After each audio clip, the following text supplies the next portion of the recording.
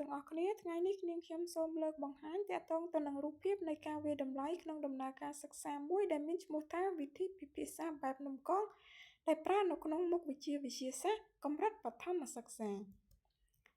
ដូចលោកគ្រូអ្នកគ្រូឃើញស្រាប់ហើយក៏លោកគ្រូអ្នកគ្រូធ្លាប់បានស្គាល់ទម្រង់និងរូបរាងរបស់នំកងខ្មែរយើងផងដែរ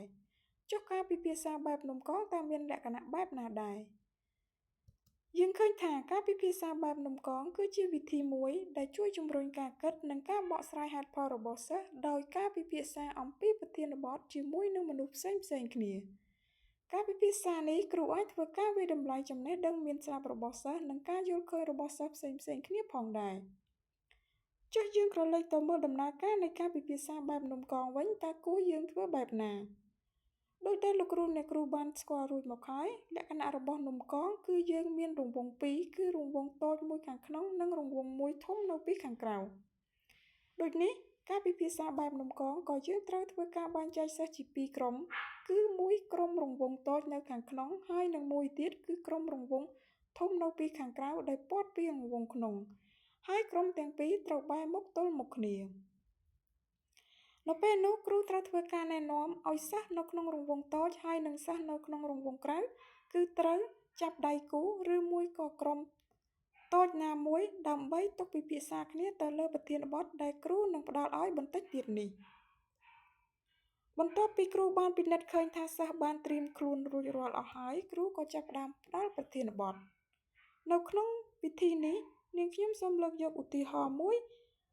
ដើម្បីធ្វើការពិភាក្សាបែបនំកងគឺថាគ្រប់ធាតុបង្កមានជីវិតរបស់បរិស្ថានទាំងអស់ដូចជាមនុស្សសត្វរុក្ខជាតិសុទ្ធតែអាចផលិតអាហារដោយខ្លួនឯងបានបន្ទាប់ពីអានប្រធានបទនេះរួចចឹងគ្រូត្រូវកំណត់រយៈពេលណាមួយដើម្បីឲ្យសិស្សធ្វើការពិភាក្សាសិស្សត្រូវធ្វើការពិភាក្សាជាមួយដៃគូរបស់ខ្លួនទៅតាមពេលកំណត់ដែលគ្រូបានដាក់ឲ្យបន្ទាប់មកគ្រូចាប់ផ្ដើមបញ្ឈប់ការពិភាក្សាហើយគ្រូបានផ្ដល់នូវការណែនាំថ្មីដើម្បីឲ្យក្រុមនៅក្នុងរង្វង់តូចត្រូវធ្វើការឈានទៅឆ្វេង2ជំហានអញ្ចឹងអ្នកដែលឈរនៅក្នុងរង្វង់ក្រៅគឺមិនអាចឈានបានទេគឺត្រូវនៅរក្សាទីតាំងដដែលប៉ុន្តែអ្នកដែលមានចលនាគឺអ្នកដែលនៅក្នុងរង្វង់ក្នុងតូចៗខាងនេះអញ្ចឹងគាត់ត្រូវឈានទៅឆ្វេង2ជំហានអញ្ចឹងលោកគ្រូអ្នកគ្រូគិតថានៅពេលដែលក្រុមរង្វង់តូចនៅខាងក្នុងគាត់ឈានទៅឆ្វេង2ជំហានអញ្ចឹងបានន័យថាគាត់បានផ្លាស់ប្ដូរដៃគូពិភាក្សាគ្នាបានហើយនៅពេលនោះគ្រូនឹងធ្វើការកំណត់ម៉ោងសាជាថ្មីដើម្បីឲ្យដៃគូថ្មីពិភាក្សាទៅលើប្រធានបទដដែលក្រោយពេលដល់ម៉ោងកំណត់គឺគ្រូចាប់ផ្ដើមឲ្យសិស្សឡើងរាយការណ៍នៅពេលដែលអ្វីដែលនឹងកើតមានឡើងពេលនោះគឺសិស្សធ្វើការរាយការណ៍ដោយបានបង្ហាញអំពីការពិភាក្សាជាមួយដៃគូចាស់និងដៃគូថ្មីទៅកាន់គ្រូដែលតាក់ទងទៅនឹងប្រធានបទដែលគ្រូបានលើកឡើងគ្រូកត់រាល់ចំណុចដែលសិស្សបានលើកឡើងបង្ហាញប្រាប់ជាចុងក្រោយគ្រូត្រូវធ្វើការសំយោគទៅលើចម្លើយរបស់សិស្សនៅក្នុងការសំយោគគ្រូក៏បានផ្ដល់នូវជាអំណះអំណាងដែលបញ្ជាក់ទៅលើប្រធានបទផងដែរយើងឃើញថាធាតុបង្កមានជីវិតទាំងអស់មិនអាចផលិតអាហារដោយខ្លួនឯងទាំងអស់ទេខ្លះជាអ្នកផលិតដែលយើងហៅថាជាភាវៈស្វ័យជីវខ្លះជាអ្នកបំបែកដែលជាពពួកបាក់តេរីនិងខ្លះជាអ្នកប្រើប្រាស់ដែលយើងហៅថាភាវៈបរជីវដូចនេះឃ្លាដែលគ្រូបានលើកឡើងកាលពីដំបូងដែលនិយាយថា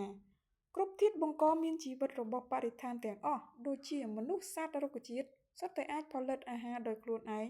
បានគឺមិនត្រឹមត្រូវទេនៅក្នុងពេលនោះគឺកូនសិស្សទទួលបានការកែលម្អពីគ្រូនិងការសំយោគរបស់គ្រូដោយភ្ជាប់ជាមួយនឹងខ្លឹមសារនៃមេរៀនដែលគាត់បានរៀនរួចមកហើយក៏បានសរបញ្ជាក់ឲ្យឃើញថាគ្រូស្ទាបស្ទង់នៅចំណេះដឹងមានស្រាប់របស់សិស្សនិងការយល់ឃើញរបស់សិស្សទៅលើខ្លឹមសារដែលគាត់បានរៀនរួចមកហើយផងដែរឥឡូវយើងបែរមកមើលទៅលើប្រធានបទមួយផ្សេងទៀតប៉ុន្តែនៅលើប្រធានបទមួយនេះសូមលោកគ្រូអ្នកគ្រូអាចគិតដោយខ្លួនឯងរួចធ្វើការឆ្លើយតបជាមួយនឹងគ្នាទាក់ទ ទងទៅនឹងប្រធានបទដែលខ្ញុំនឹងផ្ដល់ឲ្យបន្តិចទៀតនេះចា៎អញ្ចឹងប្រធានបទបានលើកឡើងថាបរិស្ថានគឺជាពិភពមួយដែលមានរុក្ខជាតិសត្វទឹកដីនិងខ្យល់តើលោកគ្រូអ្នកគ្រូមានគំនិតបែបណាដែរទៅលើប្រធានបទនេះសូមលោកគ្រូអ្នកគ្រូបញ្ចេញយោបល់របស់ខ្លួននៅក្នុងវីដេអូនេះដើម្បីបញ្ជាក់ពីការយល់ឃើញសូមអរគុណហើយនាងខ្ញុំក៏សូមបញ្ចប់ទៅលើការបង្ហាញទាក់ទងទៅនឹងវិធីពិភាក្សាបែបនំកងផងដែរបើមានកំហុសឆ្គងត្រង់ណាសូមខន្តីអភ័យទោសចា៎សូមអរគុណ